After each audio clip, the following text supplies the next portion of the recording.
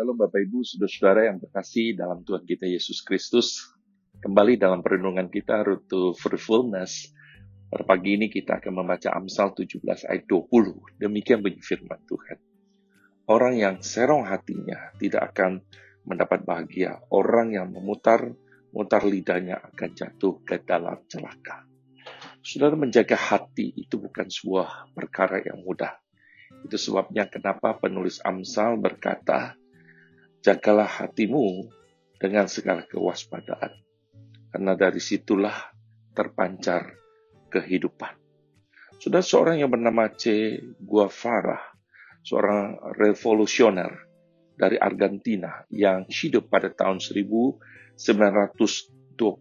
sampai 1967, pernah berkata demikian, setiap orang meluruskan rambutnya setiap hari.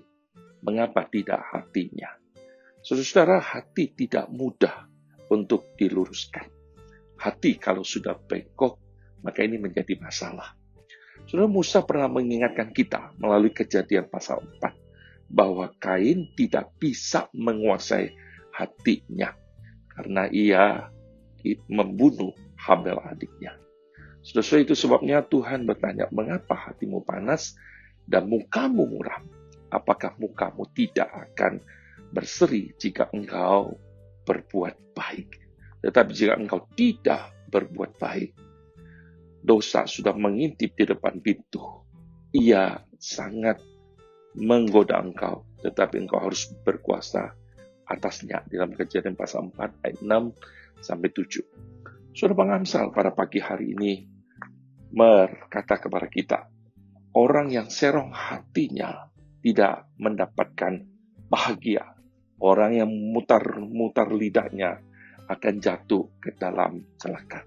Saudara, apa hubungannya hati yang serong dengan kebahagiaan? Apa hubungannya hati yang tidak lurus dengan perkataan? Saudara, berbohong adalah manifestasi dari hati yang tidak lurus. Tuhan tidak suka dengan orang yang tidak jujur. Itu sebabnya Tuhan Yesus berkata, jika ia katakan iya, jika tidak katakan tidak. Apa lebih daripada itu berasal dari si jahat.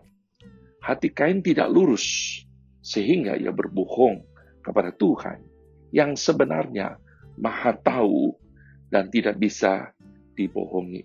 Itu sebabnya Tuhan bertanya kepada Kain, di mana Habel adikmu itu? Saudara, berapa penelitian menemukan bahwa berbohong itu tidak saja menimbulkan dampak sosial, tetapi saudara menimbulkan dampak kesehatan.